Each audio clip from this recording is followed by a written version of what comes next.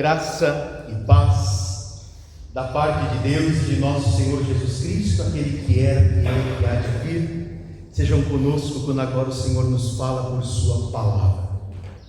Mais uma vez vamos orar, irmãos.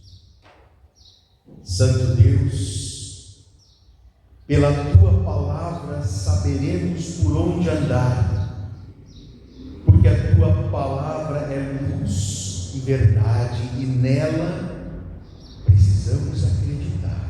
Assim cantamos, assim cremos. A tua palavra é a luz e a verdade que orienta a nossa vida. Por isso pedimos, fala conosco agora, Senhor. Fala às nossas mentes e aos nossos corações. Que a tua palavra desperte e fortaleça a nossa fé. Que a tua palavra, Senhor, nos conforte, mas se necessário for, que a tua palavra também nos corrija. Que a tua palavra aponte os caminhos por onde devemos andar. Derrama o teu Espírito sobre esta igreja aqui reunida, e por meio do teu Espírito conduze o ouvir, mas também o proclamar da tua palavra. Nós oramos em nome de Jesus. Amém.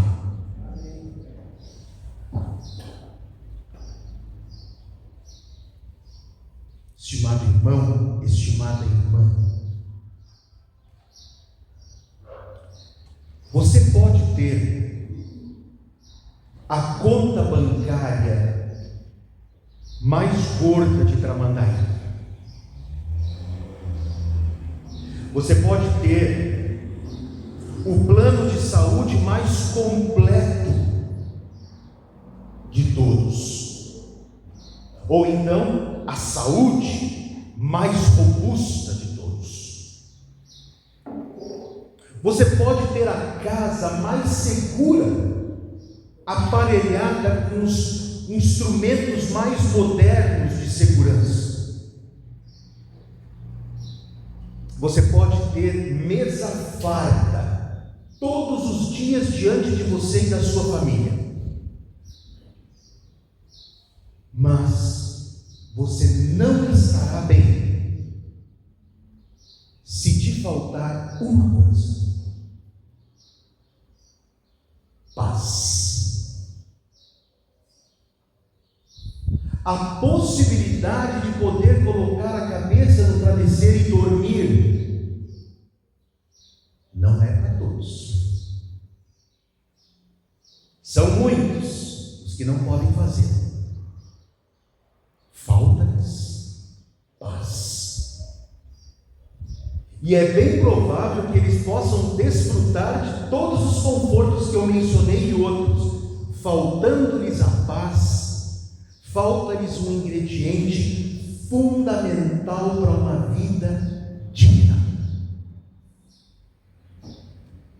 O contrário também é verdadeiro. Tem pessoas que não desfrutam dos confortos que muitos de nós desfrutam. Não tem saúde robusta, não tem plano de saúde, não tem segurança monitorada em sua casa, não tem dinheiro no banco, nem sempre conseguem arcar ou honrar, melhor dizendo, com as suas obrigações financeiras, ou ter uma mesa farta na sua frente, mas estão em paz. E por isso hão de dizer que são felizes. Paz. Algo do qual nós não podemos abrir mão. A paz é uma necessidade humana e, portanto, uma busca que nós fazemos desde a mais tenra idade. E é interessante, porque as pessoas precisam de paz, elas vão buscá-la em algum lugar. E não são poucas as pessoas que vão buscar a paz onde ela não está, ou onde ela está apenas temporariamente, passageiramente. Tem pessoas que vão buscar alguns momentos de paz no fundo de um copo. ou no consumo de alguma outra droga, alguns momentos de paz, para esquecer o mundo, para esquecer a vida, para esquecer os problemas. Só que essa é uma busca inglória, porque essa busca por paz aí vai gerar escravidão e pode ser letal. Tem gente que vai buscar paz em meditação transcendental. Quando a gente hoje assiste alguns artistas falando na televisão, é muito comum dizerem que eles meditam. Eu medito. Eles estão falando daquilo que se chama meditação transcendental, ficar em silêncio, entrar nos porões escuros da alma, sair do corpo. Não vão encontrar paz, ou talvez vão encontrar algum momento de relaxamento, uma paz passageira, uma paz efêmera. Não é essa paz que a gente quer. A gente quer uma paz duradoura, uma paz verdadeira, uma paz que independe das circunstâncias. Quando eu participava de grupo de jovens, nós cantávamos sempre no nosso grupo: esta paz que eu sinto em minha alma, não é porque eu olho ao meu redor, essa paz que eu sinto em minha alma é porque eu olho ao meu Senhor. Não olho circunstâncias, não, olho o seu amor. Não me guio por vistas, alegre estou. Quer dizer, eu não me guio por aquilo que está acontecendo ao meu redor, eu não me guio pelas circunstâncias que podem ser ruins. Eu estou alegre, eu estou em paz porque eu olho para o meu Senhor. Nós queremos esse tipo de paz, uma paz duradoura, de tal maneira que as circunstâncias ao redor da minha vida podem ser ruins, mas eu estou em paz. É possível? É. É sobre isso que nós queremos falar hoje, irmãos. Eu espero que essa palavra consiga mexer com você de tal maneira, assim como mexeu comigo. Nem sempre eu estive em paz. Hoje eu posso dizer que sou alguém que está em paz. E isso é graças àquilo que eu vou falar para vocês agora. Nós vamos nos basear em 4 versículos da Bíblia. Eu vou lê-los oportunamente, mas a título de inspiração. Eu quero ler um versículo de Isaías, só para nos inspirar no início dessa reflexão. Isaías capítulo 26, versículo 3. É uma oração. Tu, Senhor, conservarás em perfeita paz aquele cujo propósito é firme, porque ele confia em ti. Irmãos, o ser humano é um ser em conflito. Conflito com Deus, conflito com o próximo e conflito consigo mesmo. O homem é uma guerra civil ambulante. O pecado arruinou seu corpo, a sua mente, a sua alma. O mundo é um barril de pólvora, porque o homem não está em paz. E quando eu digo que o mundo é um barril de pólvora, eu não estou dizendo, me referindo apenas à guerra ou aos conflitos no Oriente Médio, à guerra na Europa, essas que a gente tem visto pela televisão todos os dias. Eu estou falando de outras guerras, essas que acontecem aqui, nas ruas, nas escolas, nos locais de trabalho, infelizmente nas igrejas, infelizmente dentro dos nossos próprios lares. Ali há conflitos, ali a pólvora explode. O mundo, tanto o macromundo como o micromundo, o nosso pequeno mundo, é um barril de pólvora, porque o ser humano está em conflito. E o ser humano precisa de paz. Mas que paz é essa? Uma paz que tem 3 dimensões. Você vai conseguir guardar isso. 3 dimensões da paz. Vamos olhar. Primeira dimensão da paz. Paz com Deus. De novo, paz com Deus. O apóstolo Paulo escreveu aos Romanos, capítulo 5, versículo 1. Justificados, pois, mediante a fé, temos paz com Deus por meio de nosso Senhor Jesus Cristo. Mais uma vez, justificados, pois, mediante a fé, temos paz com Deus por meio de nosso Senhor Jesus Cristo. O pecado, meus irmãos, é o maior mal que existe. É pior do que os problemas financeiros, é pior do que as doenças. O pecado é o maior mal que existe. Sabe por quê? Porque o pecado nos separa de Deus. Você pode imaginar a situação pior do que estar separado de Deus? Alguém poderia dizer: com Deus a vida já é difícil, você imagina estando separado dele. O pecado separa você de Deus. O profeta Isaías, lá no capítulo 59, diz que o pecado faz separação entre o homem e Deus. Separação. O pecado faz separação entre o homem e Deus. É como se o pecado que nós cometemos, criasse algo como uma barreira, um muro, uma parede entre nós e Deus. Aí então, Isaías faz a seguinte pergunta: será que Deus está surdo, de maneira que não possa nos ouvir? Ou será que os braços de Deus estão tão curtos, de tal maneira que Ele não possa mais nos alcançar? E Isaías diz: não. Os ouvidos deles não estão surdos e os braços dele não estão curtos, mas o pecado nos separou dele. Tem uma barreira, tem um muro nos separando de Deus.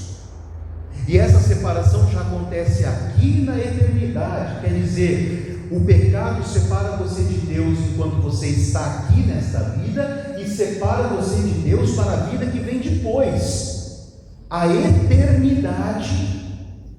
Separado de Deus. Você pode imaginar tragédia maior?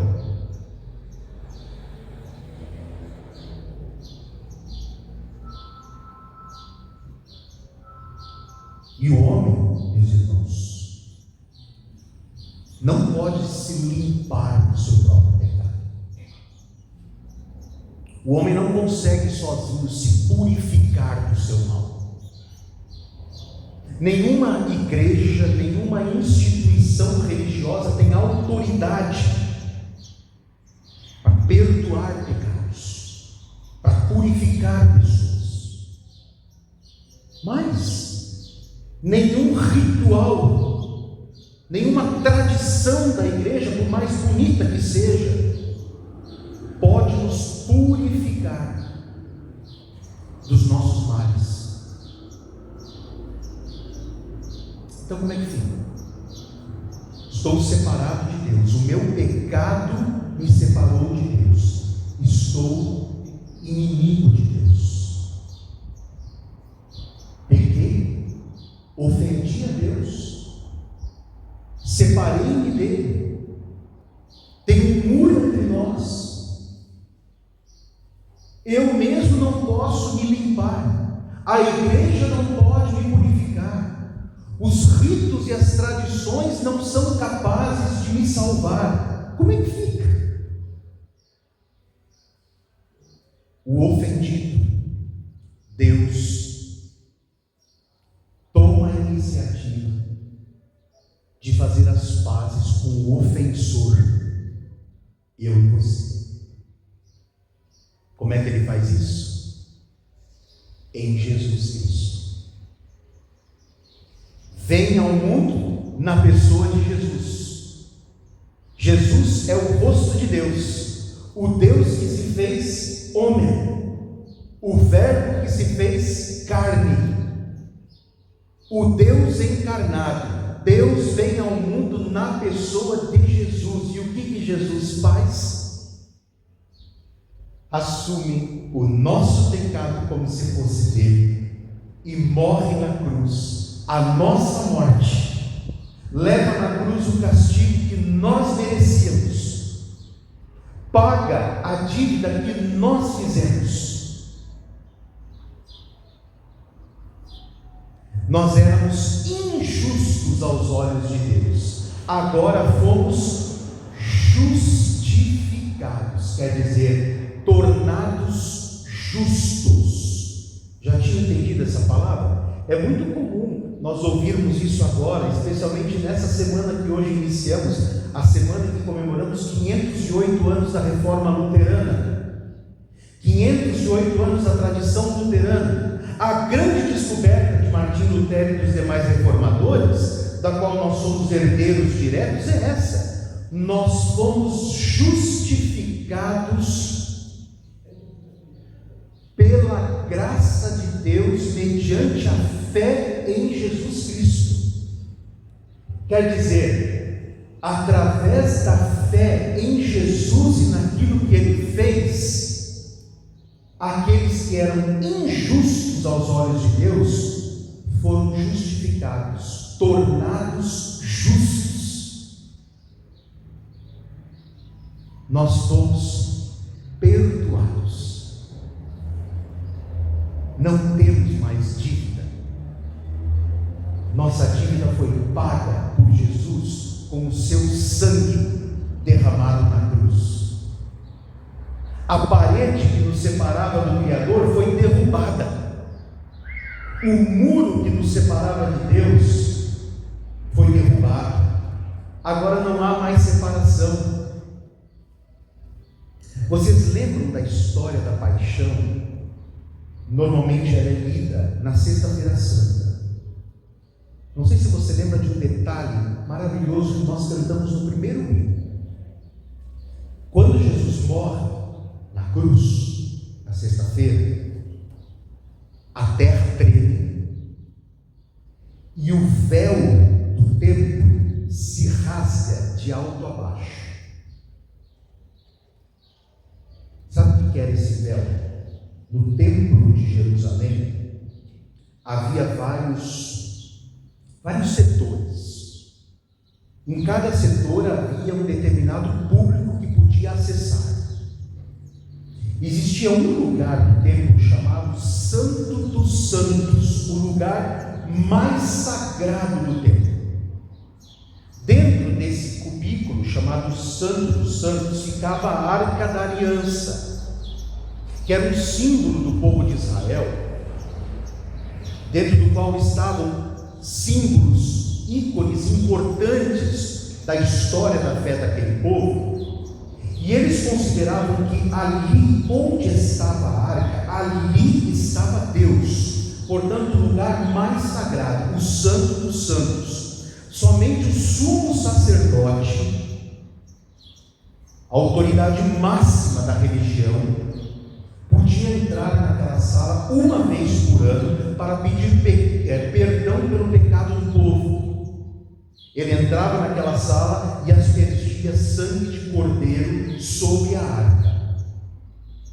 E aquela salinha ficava separada das pessoas por um véu, uma cortina. As pessoas nem podiam olhar para dentro. Essa cortina representava a separação entre Deus e o povo.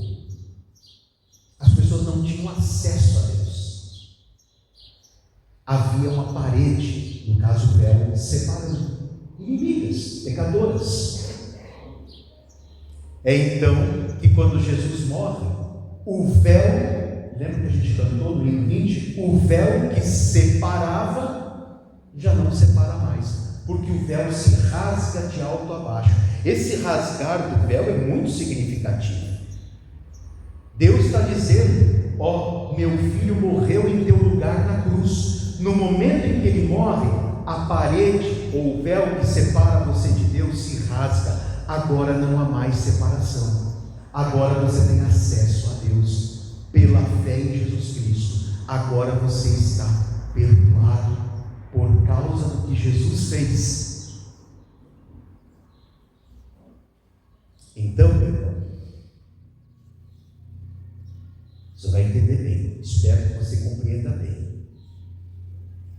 Nós fomos justificados, tornados justos, perdoados por Deus através de Jesus. E por isso estamos em paz com Deus. Essa é a primeira dimensão da paz. Não vive bem quem não está em paz com Deus. Quem em pecado todos estamos.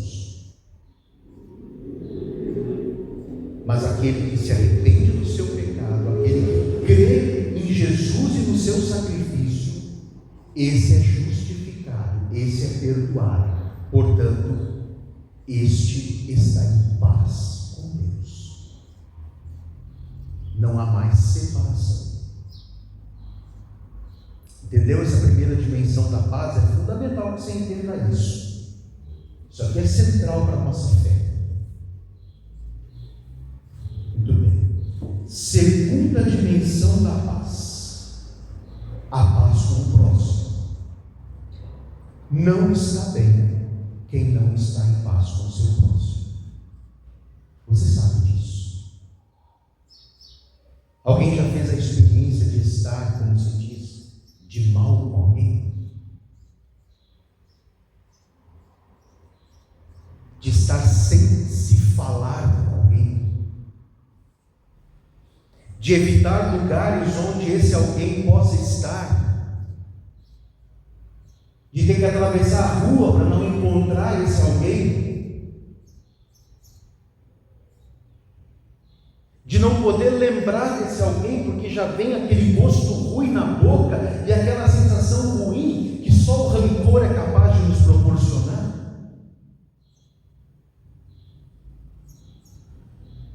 É ruim, é um sentimento muito ruim. Não estar em paz com alguém, seja por causa de algo que alguém fez para nós ou por causa de algo que nós fizemos para outra pessoa. Porque tanto quanto os outros erram com relação a nós, nós erramos com relação aos outros. Paz com o próximo é fundamental para vivermos bem. O apóstolo Paulo escreveu aos Romanos também, isso está no capítulo 12, verso 18: se possível, quanto depender de vós, tende paz com todos os homens. Se possível, quanto depender de vós, tende paz com todos os homens. Irmãos, a paz com as outras pessoas passa pelo perdão, pelo ato de perdoar e pelo ato de pedir perdão. Você veja que a gente até pode dizer que isso é difícil de fazer. Tudo bem. Não podemos dizer que é impossível de fazer. Se fosse impossível, Deus não colocaria na palavra como ordem. O que Ele determina como ordem para ser feito é porque é possível fazer. Nem sempre eu fui como eu sou hoje. Já fui alguém muito rancoroso. Fui curado desse mal. Como? Olhando, meditando meditando, refletindo no Cristo pendurado na cruz, pagando pelo pecado que eu cometi, meditando, refletindo, orando nesse Deus que tinha todos os motivos para nunca mais querer olhar para minha cara, e que me amou a ponto de entregar o seu próprio filho para que eu fosse perdoado. Eu fui curado ao olhar para esse Deus que eu ofendi, que eu feri, contra o qual eu pequei, e que me perdoou. Quando eu fiz essa experiência, não só de ouvir falar, mas no coração, essa experiência de ter sido perdoado, de não estar mais separado de Deus, quando eu entendi que agora, só agora, porque eu creio de todo o meu coração no Senhor Jesus, eu estou salvo e eu vou para o céu, então eu entendi que eu não posso mais reter perdão. Eu preciso perdoar, porque eu não merecia e fui perdoado.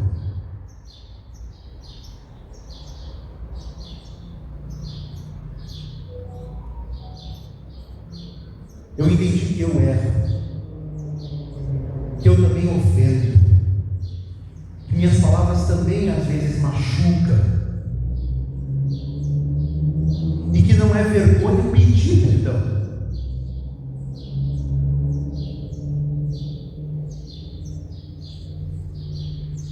Eu entendi que eu, como homem que fui reconciliado com o Criador, preciso me reconciliar com meu irmão.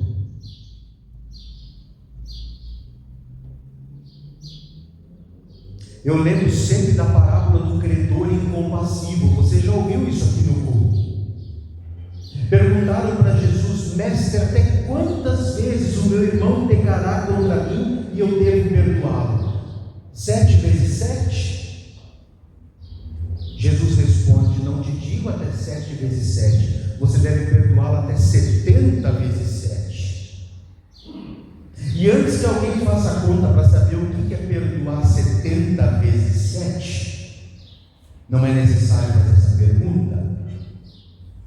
Antes que você faça a conta, vale dizer que quando Jesus diz para perdoar 70 vezes 7, ele está dizendo para perdoar infinitamente, como infinitamente Deus perdoa você. E aí ele conta a parábola do credor incompassível. Diz que um homem, vamos dizer, um funcionário, devia uma quantidade enorme de dinheiro para o seu patrão. O patrão foi lá cobrar. Aquele funcionário se ajoelhou aos pés do patrão e pediu: Senhor, perdoa-me, eu não tenho como te pagar. Então o patrão perdoa.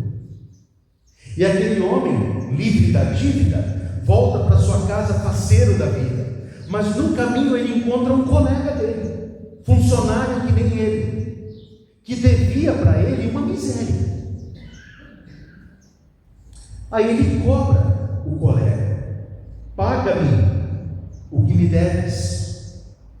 O colega se ajoelha aos pés dele e diz: eu não tenho como te pagar, me perdoa. E o que aquele homem faz? Não perdoa.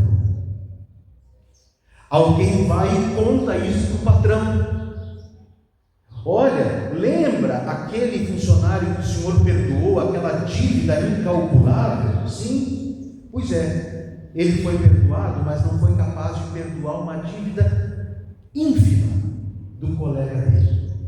Ah, é, diz o patrão. O patrão vai, retira o perdão, manda prender aquele cara e diz que ele só vai ser solto no dia em que pagar a dívida. Então Jesus conclui dizendo: é assim que o Pai do céu vai fazer com todo aquele que do íntimo do seu coração não perdoar os seus inimigos. Ora, você foi perdoado de uma dívida impagável e não é capaz de perdoar o outro que tem dívida tão menor com você?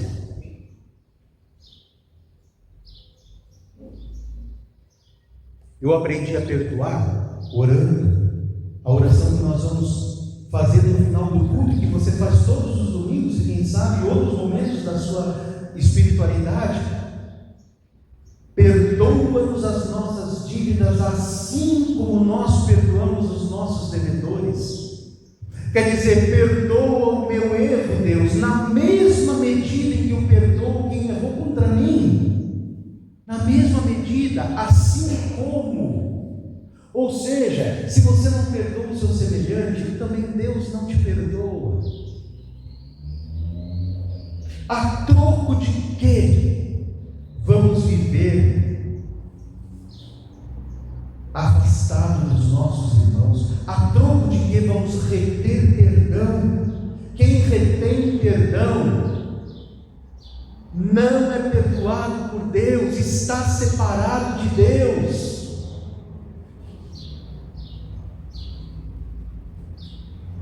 Quem está em paz com Deus deve se empenhar a estar em paz com o próximo. Quem foi perdoado por Deus perdoa o seu próximo. Quem está reconciliado com o Criador procura se reconciliar com o seu próximo. A paz com o próximo, gente, não está bem quem não está em paz com o seu próximo.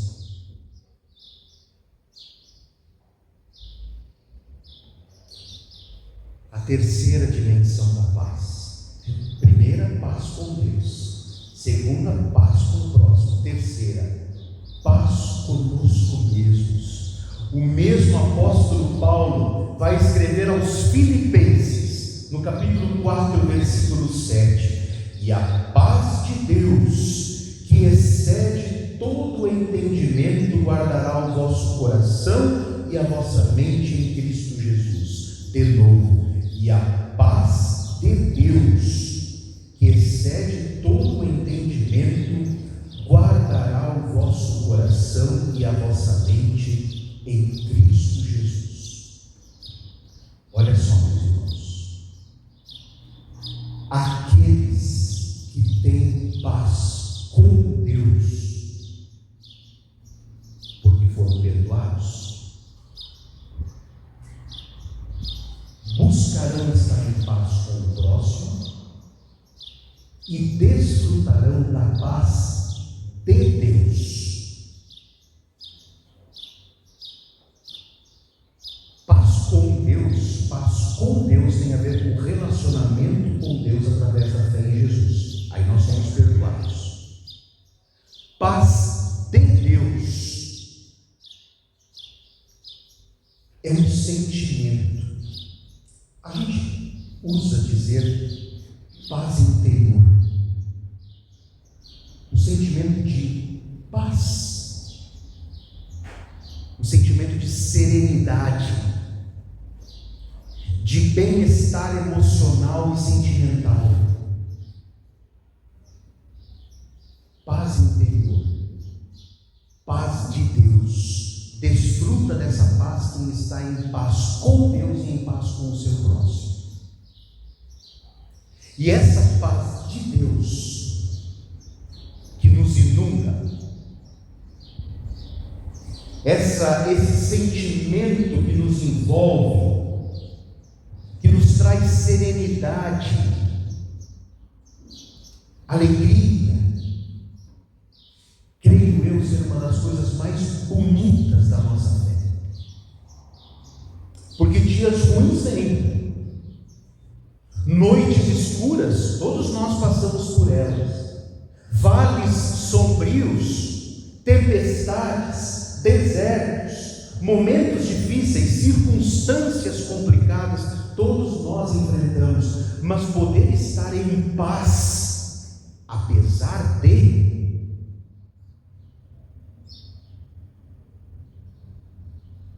Quanta diferença a gente observa nas pessoas que estão em paz com Deus na hora que elas têm de enfrentar adversidades na vida. Elas estão em paz com Deus, por isso desfrutam a paz de Deus e conseguem enfrentar aquela adversidade com serenidade. Conseguem sorrir nos dias mais cinzentos.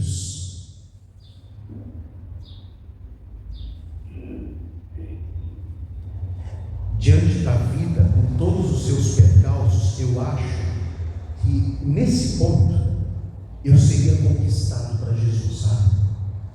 Se alguém dissesse para mim: você vai passar por problemas. Alguém, de maneira bem realista, dissesse: você vai passar por problemas. Não existe quem não passe.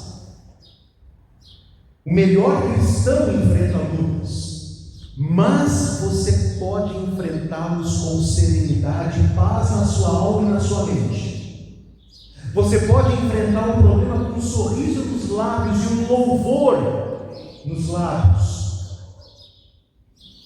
o que torna a situação muito mais leve. Você pode desfrutar da paz de Deus em meio às agruras. Certamente me conquistariam por aí. E aí eu viria para Jesus. Poder estar em paz nos momentos mais amargos, quem não quer? Porque o desespero na hora da amargura é o pior caminho. Só nos atrapalha, só nos ajuda, só nos atrapalha, só impede que resolvamos o problema. Agora, estar em paz e sereno nos ajuda a encarar o problema e vencer. Paz de Deus. Estimado irmão, estimada irmã, eu vou deixar com você algumas perguntas. Não são perguntas para você responder para os outros, nem para mim. São perguntas para você fazer para si próprio e responder para si próprio e falar com Deus a respeito disso. Perguntas para você meditar nessa semana. Você já está em paz com Deus? Quer dizer, seus pecados já foram perdoados? Você tem a alegria de ter o seu nome escrito no livro da vida? Essa pergunta é importante, porque ela tem a ver, ela na verdade tem a ver com a respeito do seu relacionamento com Deus. Há quantas anos você crê em Jesus de todo o seu coração, de tal maneira que não há mais separação entre você e Deus? Você está em paz com Deus? Segunda pergunta: você está em paz com o seu próximo? Ou ainda há mágoa no seu coração, rancor no seu coração? Tem alguém que você tem que perdoar? Não interessa o tamanho do erro que cometeu. Não interessa nem se a pessoa está arrependida ou não, porque o arrependimento, o perdão não depende do arrependimento, a experiência do perdão sim. Eu só me sinto perdoado se eu me arrependi. Agora, o perdão você pode dar. É você que está se livrando de um fato. Tem alguém que você deve perdoar? Tem alguém para quem você deve pedir perdão?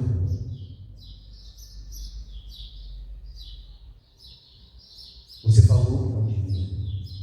Você olhou de um jeito que não devia. Você agiu de maneira errada. Você feriu aquela pessoa. Você deve pedir perdão.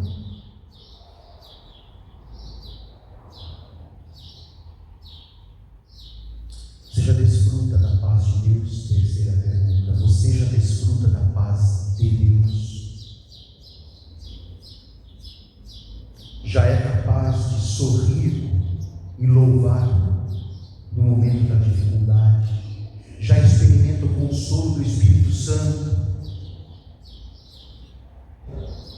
Já experimenta serenidade nos momentos mais difíceis? Paz de Deus. Meus irmãos, é tempo de tomar posse dessas 3 dimensões da paz. A paz com Deus, a paz com o próximo e a paz de Deus. Deus nos ajude nessa busca. Que através do seu Espírito nos conduza nessa busca, para que possamos estar em paz. E que a paz de Deus, que é maior que todo o nosso entendimento, guarde as nossas mentes, pensamentos e corações, sentimentos em Cristo Jesus.